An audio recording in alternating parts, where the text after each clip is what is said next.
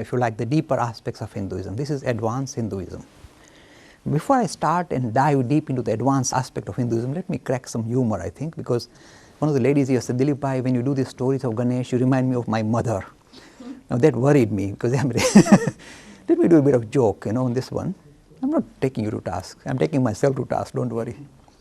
There were two people traveling in a train, going from one city in India, they travel together in the same compartment, sharing, all crowded. Going from one city in India to another by train, and you see in the train, people in India, you chat, you don't read your newspaper and hide yourself. You chat and talk about everything under the sun, and you ask all the personal questions. So when these people were traveling, one man kept staring at the other man. He kept staring. He wouldn't move his eyes away. Now this is, if anybody keeps staring at you, it's very irritating, and you'll get offended, and some stage you'll ask, why are you doing this? So the second man got annoyed. He said, why are you staring at me so much? The first man, do you know why? You remind me of my wife except for the moustache. The first man felt, of course, offended. He's comparing me to his wife, looking at me in this strange manner saying, except for the moustache. He said, but I don't have a moustache. The man said, yes, but my wife has.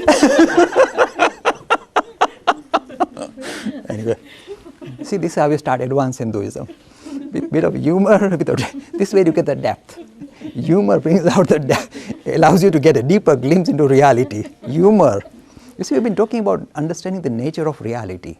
That's what religion is all about. What is this all about? To get deeper, get a deeper understanding. If the humor is missing, you stand no chance. I guarantee you, if you see any person talking about religion with a very stern face, he looks, kind of completely depressed and run away. This man has not understood it. How is he going to? It's important. Humor has to be invoked, because the only way you can resolve human condition, I'm telling you truthfully, this is the heart, is humor. Otherwise you can't live. Life is harsh. Without, using humor, you can't. It's tough. Anyway, I've done enough of this sidelining. Let's get back to the serious stuff, the stern stuff. You see, we started exploration. This is with the compliments of Professor Ninian Smart, and this goes very well with the teaching of Swami Vivekananda. This is what we are teaching about. This is the synoptic idea. Synoptic means relating different ideas and finding reconciliation at a deeper level. That's what synoptic means. So now what are we studying? We are studying this idea that what is the origin of religion, and how does it enter the system? How does it enter into society, into our lives? What is the source, the spiritual source of religions? How do they enter society? How sometimes they fail to enter society? How can they benefit society, and how they can become counterproductive to society? This is what you are studying. What more do you want now? This is excellent material, suitable for our times, because religions seem to be creating a lot of problems in modern times. So we need to understand religions at a greater depth in order to resolve how they turn into practice in social terms. We are going to study that. First of all, look, we go to the springhead, if you like, the heart of religions. Every religion, the heart is always experiential. It is always to be an experience. Religions did not fall out of the sky, despite people telling you whatever. Religions became visible in the world because some individuals had some marvelous spiritual experiences which were transformative. So we look at some personalities in every religion, in every period of history. You discover certain individuals who become thrilled by the idea of religion and spirituality. And you say, what is the source? Did you read a book that was exciting? They say, no. We had a first-hand glimpse of nature of reality, and that gave us a thrill, and that has transformed our lives. And this is why, this is, if you like, the source, the heart of every religion, experiential. Without it, you are lost. And the moment you lose track of this idea that really is the heart of the matter is really the experiential dimension, you lose that and you start grabbing at the superficials, the outer aspects of religion, religions can become counterproductive. So whenever you find religions becoming counterproductive, go to the heart of the matter, then you can resolve the issue. Why am I saying this? See what the world we face? Fighting in the name of religion. They're all saying, I am right, everybody else is wrong, and either you convert or I kill you. And they want to kill each other. Bloodshed in the name of religion. How would you find resolution? Unless you dive deeper into the heart of every religion and find a reconciliation at the deeper level, you won't succeed.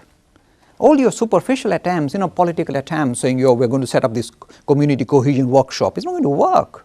You need to go dive deep into the religions and discover a better understanding of what religion is all about. All religion is about reconciliation at the deeper level. That's why you need to go to the springhead, the heart of religion. People don't like that. They like to hang on to superficial. Do you know why? Experience is so difficult. There are very few people who can claim first-hand experience. To find them, it is almost impossible. So because it's difficult, they rather fall back on the short-term answer of hanging on to the superficials and then getting into trouble. So this is why diving deep into the spiritual heart, experiential dimension is where we go. At last session I'm just recapping it very fast. I am claiming, or the Hindus are claiming, that experientially all religions are same. When Buddha says, I'm enlightened, or when Christ says he sees his Father in heaven, or he's got experience of Father in heaven, or when all these various gods and various prophets say, this is our experience. For example, Moses sees the burning bushes and says, this is how I talk to God. We are saying, the Hindus are claiming, what these prophets actually experienced was exactly the same, but the moment they open their mouths to give expression to it, they use different mindset, if you like, different ways of expressing the same experience. So we have variation. So you see, the reconciliation lies at the experiential level. At the level of expression, there is a variation. Once you recognize that, so I'm saying that, look, when Buddha sat under the Bodhi tree and said, I am enlightened now, he hit the jackpot. He hit this idea of my essential nature as something different from what I appear and the nature of this creation. And he called that state enlightenment, without reference to a theos, no gods, nothing. Enlightenment. No Atman, no Paramatma. He demolished all of that. He gave expression, if you like, used different way of giving expression of the same experience. So when Moses sees burning bushes, or Christ sees the Father in heaven, and Buddha says, I'm saying, even though the experience is the same, the moment they open their mouth to interact with the rest of society, they will use the frame that is suitable for that particular interaction.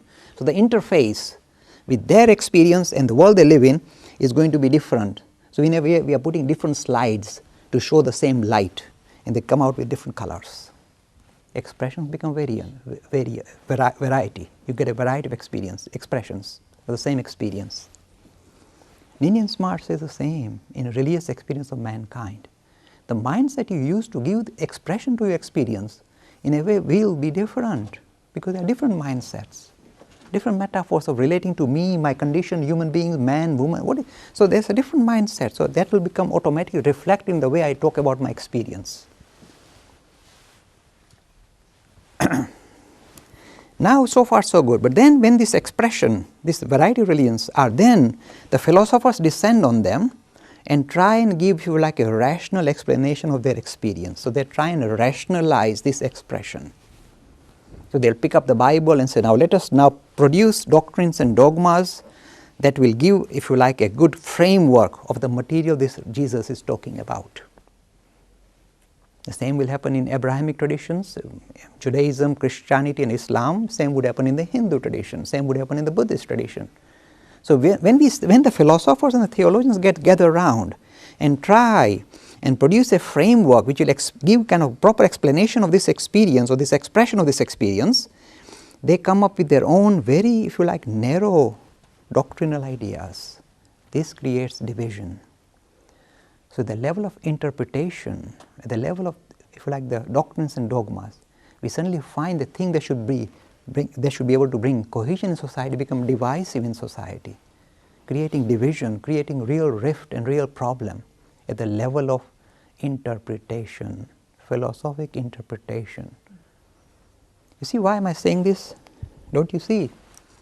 If I talk to a Christian, you say, Jay, I like you and you're all talking nice stuff, you're a rounded person, very gentle person, but you know one problem? You say Hinduism is okay, all right. In our St. John's Gospel, 14.6, chapter 14, verse 6, it says, I am the light, the path and the truth.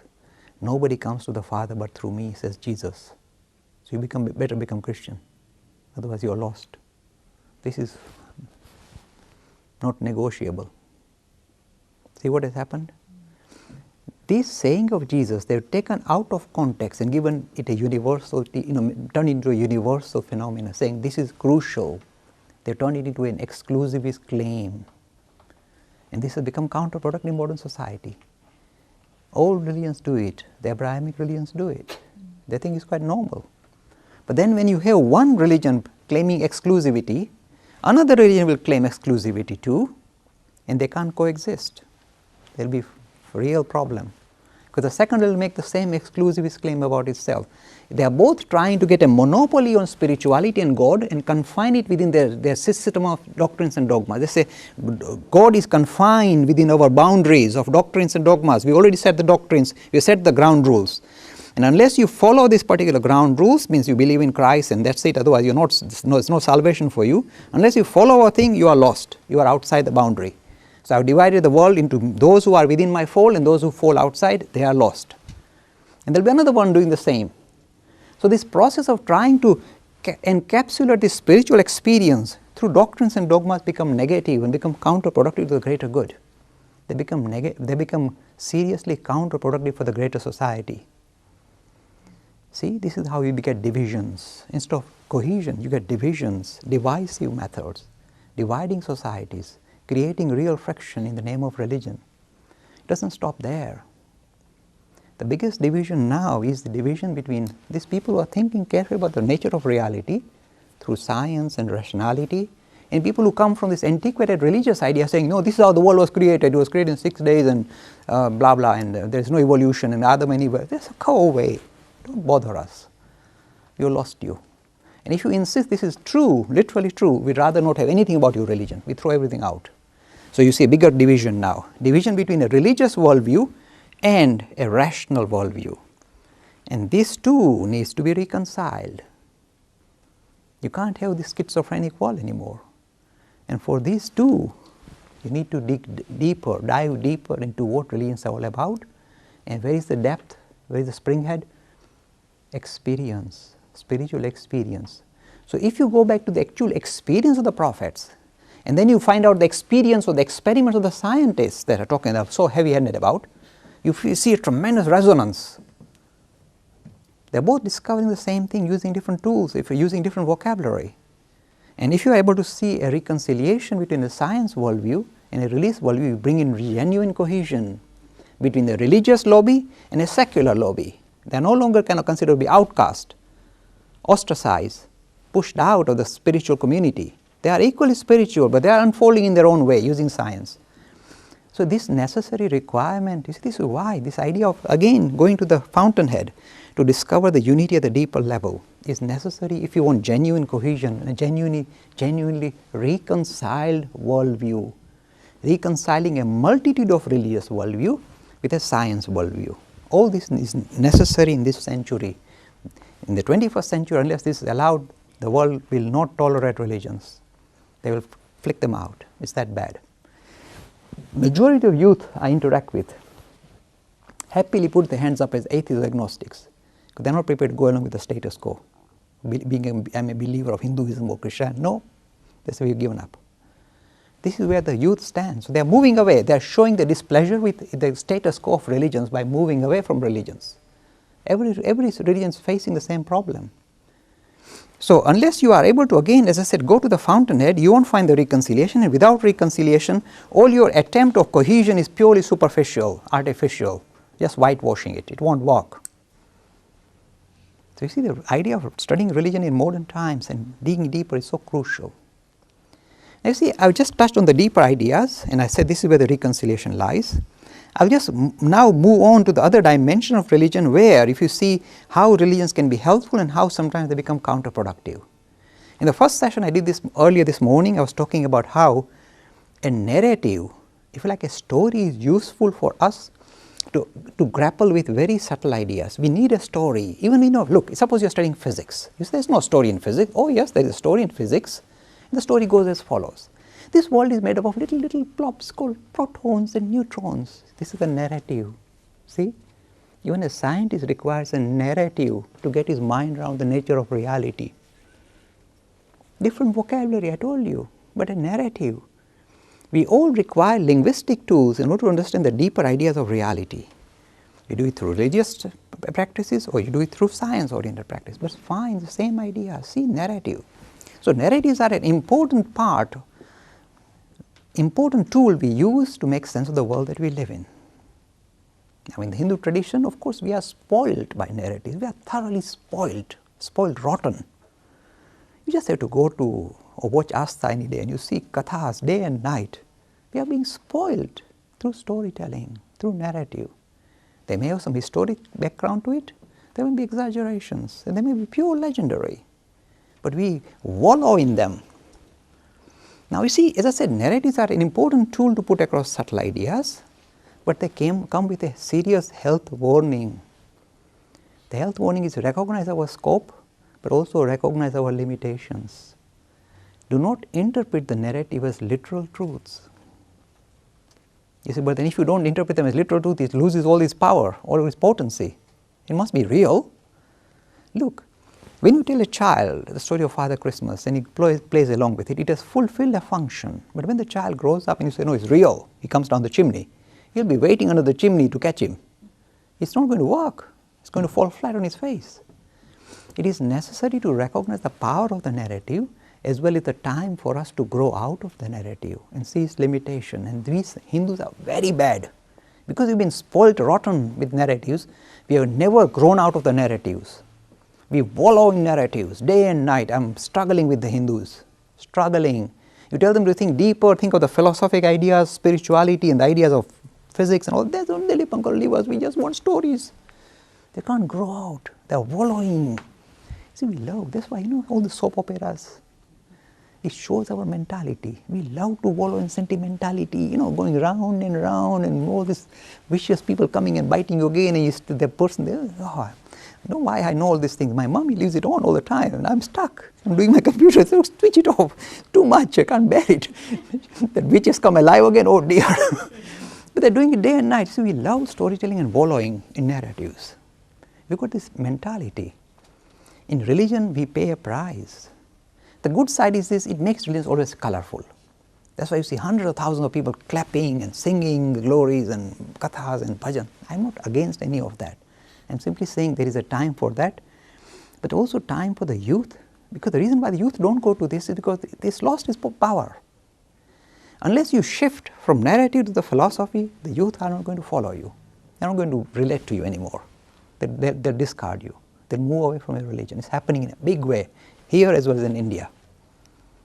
You need this ability to dig deeper and explain religion in a rational format. So the narratives are powerful, but provided you know their power and their limitations, and especially the limitations, then they are fine. But if you don't know the limitations and you think of them as literal truths and you just wallow in that, you're lost the rest of the humanity and lost your youth. Your own youth will run away from you. The same is true of the liturgy. Means there are ceremonials, the rituals. Look, when you sit for the Viva ceremony and the pujari is singing away all the hymns, Vedic hymns, you say, what are they? Most of us don't have a clue what they're singing. They're basically singing the glories or the forces of nature in a personalized manner. They're singing the hymns of Agni and Vayu and Indra and Varun, and you go, yo, offer ghee. To what extent do you relate to that anymore? The ancient man thought the best way he can get a handle on the nature of reality and keep things under control was to personify the forces of nature. It's the wind and the rain, we need to kind of get a grip on them. So if I can just think of them as personalities, Varun and Indra, and appease them by singing their glories and offering, ghee and grains to them through the fire ceremony.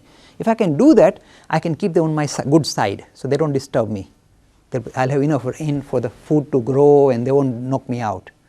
So in a way to relate to the nature, we were appeasing the forces of nature through these hymns. Now how relevant are they in modern society? Tell me, how relevant? And it will be singing away. And if I propose this, how dare you, Dilipai? This is our tradition. Sure. If it has become purely a meaningless thing, purely a mechanical ritual you're carrying out without realizing what you are singing or what you are doing, and how is it relevant today? Then it has lost its potency already. It's artificial. So the liturgy, the ritual we thought were very clean cut, you see, are outdated and we still are not prepared to move on. So whenever we have these aspects to religion, first is the narrative, as I said, the power, and narrative don't underestimate. I am not undermining narrative, I am simply saying recognize the role and the limitation. Then we have the liturgy, the ritualistic practice. Again, recognize the role and relevance and see to what extent they have just become purely tradition, mechanical, meaningless rituals which have lost all its potency. Recognize. Because if you recognize, then you can replace them with more relevant rituals that can be useful for modern society. Look, suppose a viva ceremony is taking place and the whole focus is on the Bollywood set that you are kind of participating. They are Bollywood sets. I go to this, they are Bollywood sets. And the solemn occasion is turned into a Bollywood phenomena with popular dancing and singing, and it's no longer a sober occasion where two people are exchanging vows of, if you like, being loyal to each other for the whole rest of their life. That all is in the background. The key thing is how are you going to show off and do all this wonderful dancing and all that? You lost the plot, don't you see?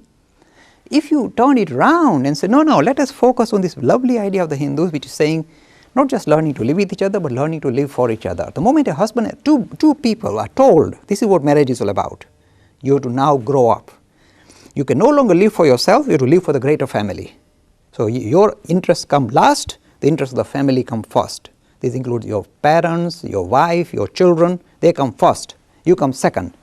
Suppose you explain to them in that fashion, both the partners, do you know what will happen? More chances that marriage will carry on, will survive. But you just make them sing and dance Bollywood songs and go away, the marriage will crack up. They spend hundreds of thousands of pounds doing that instead of just giving simple knowledge about their religion.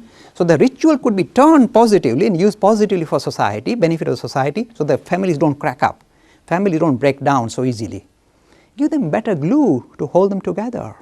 Something that's commonsensical, rational, they both agree, both sign up to, and then they live a life accordingly, it will work. But do it the other way around, superficial exercise, with meaningless rituals, worshipping Varun and Indra, what will they do with that? See, liturgy becoming counterproductive if you don't understand its importance and its limitations. And you spend so much money vested, pure showmanship. Again, you see, everywhere. I don't need to criticize, but you are aware of it. And the reason why I'm talking is because let thousands of people be aware of it and recognize, what are you doing? You see, the money can be better spent. Give it to your youngsters rather than make a big show overnight just for one night. Look, I'm not a spoil sport. There are a lot of rich people who want to spend the money, it's their business. I'm not here to interfere. I'm simply saying get things into perspective, get the right perspective, then things will work out. Then we talk about other dimensions to religion. So you've got the idea of narrative, you've got the idea of liturgy, you've got the idea of philosophy that can become counterproductive because doctrinally they say we alone are right. So they lost the contextual element. Then there are other two aspects. The other two aspects are the moral dimension to religion and the social dimension to religion. I'm going to touch on it very briefly. These are the 6 dimensions that Ninian Smart talks about, and I like him. He's one of the best thinkers in the West. He passed away about a couple of years back. One of the best thinkers in the West who could do justice to all world religions, including Hinduism, is this gentleman called Professor Ninian Smart. Any books you get written by him, you will find that they do justice to the subject. He's very focused. So this is where we come from. This is part of your anthology for A-level. That you study the 6 dimensions of religion. What are the dimensions? The experiential dimension, the philosophic dimension, if you like, the interpretation, the idea of the narrative, the idea of the liturgy. And the last 2 dimensions are the ethical and the social dimensions. I'll just touch on it briefly. What is the ethical dimension? You see, all of us are told that we must behave well with each other, we must look after each other and not hurt each other. Sounds like a good commonsensical golden rule. Do unto others that as you would expect them to do unto you. So you say behave well, otherwise they'll step on your toes, so you don't step on their toes. Sounds like a good idea. Yeah, correct? But then people said, Mr. Lakhani, surely some of these ethical rules are not negotiable. They are fixed in, set in stone. Can all ethical laws be set in stone, means everything is confirmed? The deeper idea of Hinduism said, no, nothing is set in stone. The translation of religion into practice through ethical and moral living must take into account the context in which you find yourself. the context. You say, what do you mean by that? Let me give you an example. Suppose somebody says, you've been so rough on this child, this is not ethical. This little child, all children matter, say this country. We say, fine. But see, in the process of being perhaps tough on the child, you made him stronger, made him stand up for himself. See, I'm just deliberately using these kind of delicate examples to give an idea that there is no clear-cut way of saying this is good, this is bad. There is a kind of a, if you like, a gray area here. One example I give. Suppose you say the lives of every individual is important. Suppose you say he's a child and his life is precious. Under no circumstances can you take the life of that child. I'm just deliberately giving a horrible example, horrible. You'll all shudder and say, I hope we never face this example. But when you examine ethics, you must look at the worst example to see the contextual aspect. Many people lose sight of the contextual aspect. Suppose you say the life of this child is essential, crucial, under no circumstances can this life be given up. You say, yes, we agree. This is unconditional, absolute. But suppose, I make it very difficult for you. There's a situation, I'm just deliberately giving an example, where there are, say, two young boys hanging over a bridge with a rope hanging on. The rope, the bridge is 1,000 feet above the ground. And if they fall, they're going to die for sure. And the other part of the rope is tied up to the neck of another little child. Now, if you unfurl the rope from the small child, the other two children will die. Should you save one life or should you save two lives? You're making it difficult. You said, try and save all three, please. I would like to do that too. I'm deliberately giving it difficult. She says, no, the life of a child. How dare you sacrifice the life of a child? Because you save the lives of two other children. That's why. So I'm just showing you the context, deliberately making you think harder.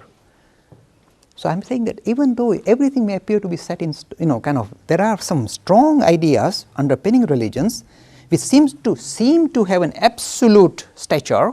They don't. When you examine it, you think, my God, I never thought like that.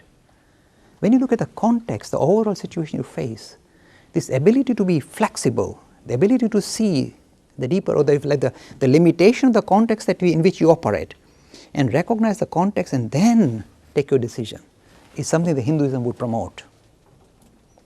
So suppose, you say, I'll give an example. So at the moment they are doing this kind of, tweaking the genetic material, for the crops. What's it called? Genetic? GM. Now you see, very worrying, because if you go these GM crops, genetically modified crops, which are perhaps resistant to bacteria or harm, and perhaps they can double the production of food, is it good or bad? Maybe we produce such horrible things that when we eat, after 100 years, all of us become ill or something, and the whole of humanity perhaps dies. Isn't there a risk? You say, yeah, sure, there's a risk. But suppose there's famine around the corner and this global warming is creating all sorts of problems, there's not enough food. Should we not go for genetic engineering? Think about it. Or GM foods, think. Why am I saying that? Not that I've got an answer. I'm simply stirring you up to think for yourself. You must look at the overall context in which you are operating before you decide what is ethically right or morally right or wrong. Nothing is set in stone. The context will dictate, and you will be stepping into gray area. There is no clear-cut yes or no answer. This ability to see things, whenever we tweak with nature, it is a dangerous process. But mankind has always been tweaking with nature and has been risking itself all throughout the whole history of mankind. We've always been doing that, and that has been overall beneficial for us. I mean, the most classic example you can use is this. When human beings discovered fire, first imagine a lightning hitting some piece of dry wood and catching fire. Fire! And the human beings, of course, the early human, not the new ones, the early ones must have put their fingers in, horrible things, run away. This is horrible. But then they discovered the same fire that can burn can also cook food. So soon, they started to use it for their benefit. So life is a risk, and the world that we face will always throw problems at us which doesn't have a clear black and white answer. Ability to see things in context and recognize that every decision you take will also reflect, if you like, your own take on it and the context in which you find yourself, but there is nothing set in stone. Why is it important? Again, you see, when you lose sight of seeing things in context and recognizing the gray areas, like we talk about abortion, euthanasia, it's a grayscale area. Should I abort a child where the fetus is struggling? Or should I let it continue? Maybe there's one chance in a million the child will survive and be healthy. There is always that chance. How do I know? I don't know. But recognize that you don't know. Don't say yes or no. No black and white. This is what Hinduism encourages, allows. In other religions, for example, saying if you are a Catholic, they say no, under no circumstances abortion. But this is struggling. In front of your eyes is suffering and you want to say carry on suffering. Oh yes, this is the way God is showing. God is showing, no, you are being idiot. Stop the suffering. When an animal is suffering, you put him to sleep. Why are you letting a human being suffer? So, but no. See, when you start seeing ethical and moral issues set in stone, it flies in the face of common sense. And again, unless you do that, unless you are able to see, recognize the contextual aspect, your modern thinking youth will leave you. They are all saying it's all fitted, all fixed. Nothing is fixed. The ability, you see, look, again, one good thing is, in Hinduism, we don't say, here is the textbook, the Kathopanishad said, do this, don't do this. We don't do that. We say, the Kathopanishad said, think for yourself. You got this thing, use it. That's all it says. It doesn't tell you it's written in stone. Nothing is fixed. Ethical and moral rules have to be flexible to see the evolving phase of society, the changing needs, the different. You see, GM crops were not visible 5,000 years ago. There's nothing in the Vedas about them. We need to use this in order to relate to it today. And we are allowed to do that. We see ourselves as a living, evolving religion, allowed to look at these moral issues in modern times, using our own rational faculty. There's a final aspect. To what extent do these marvelous ideas of religion, and this is the ethical and moral issue. Again, I'm showing you the depth of Hinduism, very open, nothing set in stone, saying yes, use your rationality, look at the changing circumstances, and then even the decision you take will be very much a grayscale area, a personal decision, take it, live with it, be honest. The next idea is the social aspect. When religions, for example, this mass idea of religion, when they filter into society, when they enter into society, it's not an individual. Society is like a different animal, like a group. And in society, it has got its own dynamics, different dynamics than individual dynamics. Society, individuals operate in their own way, groups operate in their own way. Look, you know it. If you meet some yobs, people who kind of, you know what yobs, you don't need to tell you what yobs are. If they're individuals, you can deal with them very well. They relate to you well, you can talk to them very nicely, there'll be no problem. Half a dozen of them get together in the corner of a street. You can't pass by without getting hurled abuses. They acquire a different dynamic. So I'm not saying that we are all yobs or society is yobs. I'm simply saying that when you work as a group, different dynamics seem to kind of become visible. And religions must take into account that these marvelous ideas of a religion, when they permeate society, it must take into account the dynamics of society and be aware it's going to have a problem because the dynamics change. Let me show you the example, of course, using the Hindu tradition. The pure idea in the Hindu tradition about the caste idea was simply this idea that we should divide.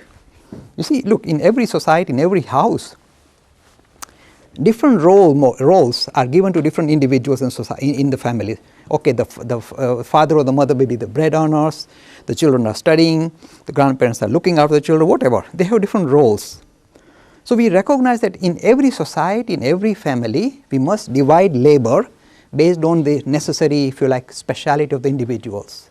Division of labor based on your ability and your age. Every family does it automatically without going to university. Every society does it. Every modern society will do that. Streaming people to become specialists in special fields and using those specialities for the greater benefit. See, so far so good. When this idea entered into the greater society, the dynamics are different. Because here now, you see, this group psychology takes over. And here, the same good idea turns into this hereditary hierarchical caste system, stratification of society with a hierarchy, upper, lower and outcast. So the society developed its own almost Jobbish culture, whereby they said, unless you play by the rules, we call you outcast. You are not even, we are not even human. We have different laws for you, live outside the town, don't come in the, and if your shadow falls on me, I'll be polluted. Can you imagine a society doing that? This pristine idea about Atman and Brahman becoming immediately engulfed through the social, if you like, the social dynamics and turning into this horrendous thing. You see, we may smile, but it's important for Hindus to realize how poorly some of our pristine ideas translate into practice in social terms. It's necessary for us to recognize. And one area where, of course, we can criticize is this hereditary, horrible, oppressive system. The second area where we can find tremendous problem with the Hindu psychology, group psychology, is this idea that if you see somebody who is struggling, suppose somebody is deformed or somebody is, disability, look at the difference in the culture. I'm told by a family member, if you live in one of these kind of villages or India in where you got a disabled child, look today India, you got a disabled child, they throw the child out, the youngster out, they kick him out of the house. He survives on the street corner where people throw food at him. This is because they can't afford to support that disabled person, they kick him out. Look at this society here. They go out of their way. They give him disability, mobility allowance. They give him everything, lift him up. This is a mature civilization. So the marvelous ideas of the Hindus, when it came into practice, into society, the way they infiltrate or the way they permeate a society has not been very positive, not very good. That's so easy for them. They say, law of karma. He must have done bad things in past life. That's why he's disabled or mentally retarded. So throw him out. Let him suffer. He's paying a price for his karma. There's no such nonsense in Hinduism. So again, pristine ideas, when it enters society, because the dynamics of society of looking down on disabled people, that's a horrendous idea. But that society allows for thinks this is normal. Remember, look, in the olden days, if you had disability in the arm, people would make fun of you. You know that? In India, they thought it's funny to criticize somebody who's disabled. How dare you do that? So this pristine idea of giving dignity to human beings, dignity to life, which you've seen at the deep end of Hinduism, at the shallow end of Hinduism, they fail miserably. So if you like, the ethical, moral, and the social dimension to religious expression is something that at this level we must study in depth and see to what extent they translate well into practice and to what extent they fail miserably. And the two places where I see the Hindus suffering, and tell you, the law of karma is such a pristine idea, such a well thought out idea. I just show you how poorly it translates into practice in social sphere. Just show you. And we feel like weeping. Is that bad? The idea was simply this, that you see, everything that happens to me, to a certain extent I am responsible for what things happen to me. For example, I've been a good person and I've been focused and I've been doing this, so things work out well for me. But it forgets the important is that I am only a minor contributor towards my future. I am a contributor, but a minor contributor. Why? Because the rest of you are going to contribute too. Your family, your society, the rest of civilization is going to contribute. They are all aware as well. They have got their own way of interacting with you, and they are going to continue. Your family, your friends, everybody is interacting with you, and you have no control on that. And they are going to interfere in the way your future is shaped. Haven't you noticed? So what happens to me is not just something to blame me for. A lot of things combine together for me to finally end up there. So if I find myself with disability, I can't say I deserve it. Genetic mutation, just during the process of conception, some mutations went wrong, accidentally wrong, nothing to do with me, and so there are other factors that were influencing me, and they affected the outcome. So if I suddenly blame the law of karma, I say, let him pay a price. What rubbish! So you become indifferent. Look, why am I making this critical comment? This marvelous pure idea of causation, law of karma, when not understood properly and translated into greater society, becomes heavily negative, seriously negative. Do you know why you have this huge difference between people with a lot of money and people of no money in India? Why 30-40% of the population doesn't have clean water, or why perhaps 10% of the population goes to sleep hungry every night? Because of this misunderstanding of the law of karma. They thought it is all right to have this difference because they deserve it. Who said they deserve it? See, pristine ideas, when they enter the social context, can become seriously counterproductive, and it can produce, if you like, a general malaise regarding the state of the others. Let them be, let them suffer. They are born here just to serve us. They are not even human. I've seen this in front of my eyes. When I go to India, I see this in every home. The servants are treated worse than animals. And I shudder. I say, oh, this is not a civilized country. Forget about being spiritual. It is necessary to pass critical comments. When we see, you see, because we always, Hindus think we are pristine, pure and very deep thinkers. We are very good deep thinkers. At the experiential level, we are masters. When these ideas enter society, we seem to lose the plot. And they become seriously counterproductive and we don't even recognize it. We just carry on. So I think it's essential to study, if like, the experiential dimension, the philosophic dimension, if you like, the liturgy, the ritualistic aspect, the narrative, the ethical and moral, and finally the social.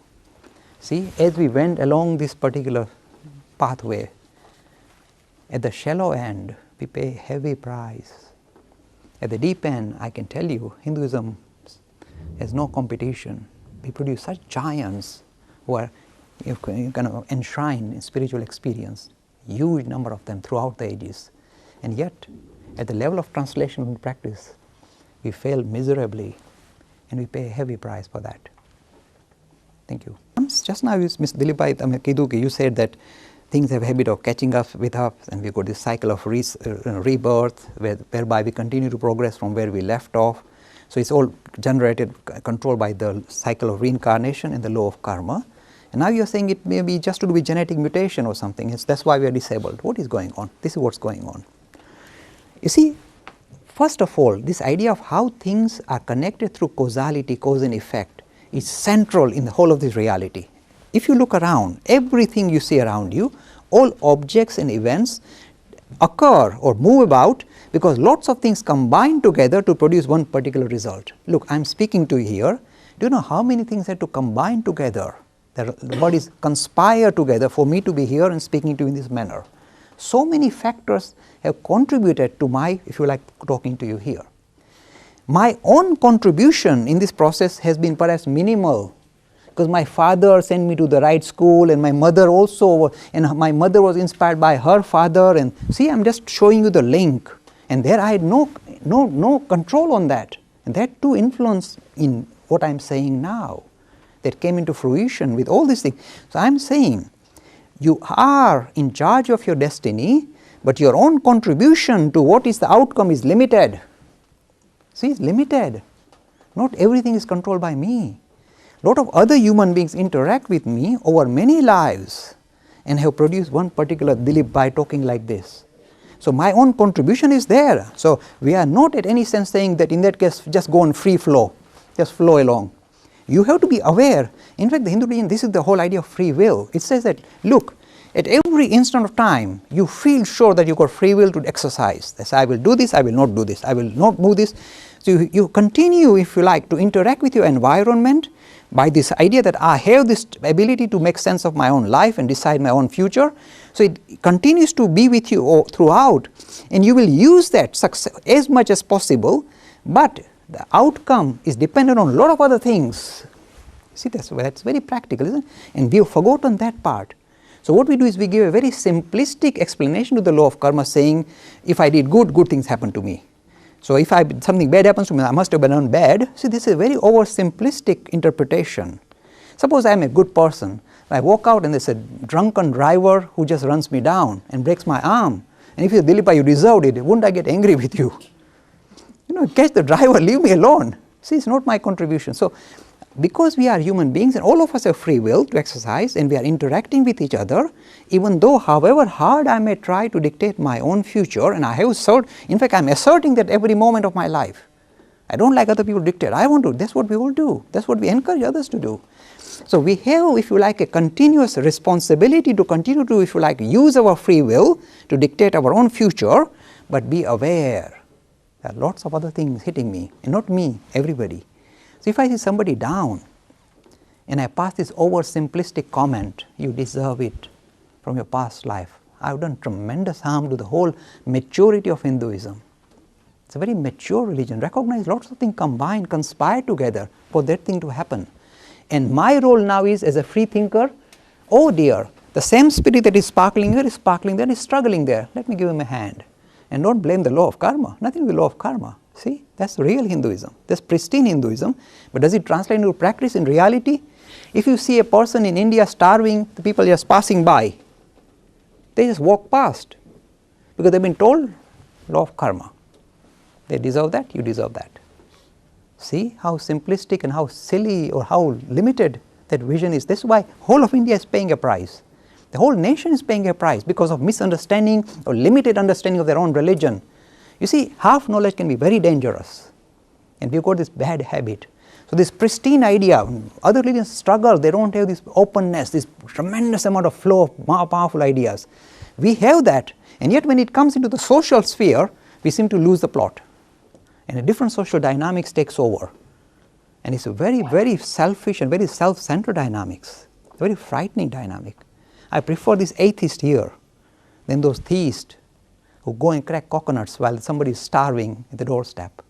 I prefer this atheist who will do something about somebody starving without reference to a religion or a God. Yes, I can talk bluntly like this because my religion allows me to talk bluntly like this. Understand your religion in depth and see to what extent it fails to translate into practice, and fight that. Go against it and say, this is wrong. That's why I come on this television, and that's why I keep rattling the system. I think it's important for us to be able to rattle, be self-critical where it's necessary. We sometimes forget that. You see, to see ourselves, see the flow in our system and say, oh dear, what have we done? What have we done? Look, if you go to India and you see this big divide, and you see some human beings living like animals, you know, you walk past and they are sitting on the side of the bridge, children with no clothes, no future, nothing. And you say, you just walk past and you say, things are okay, you are civilized. Oh. If it doesn't rattle your system, you are perhaps not truly human. It must rattle us, it must rattle all the audience here. Anyway, thank you very much.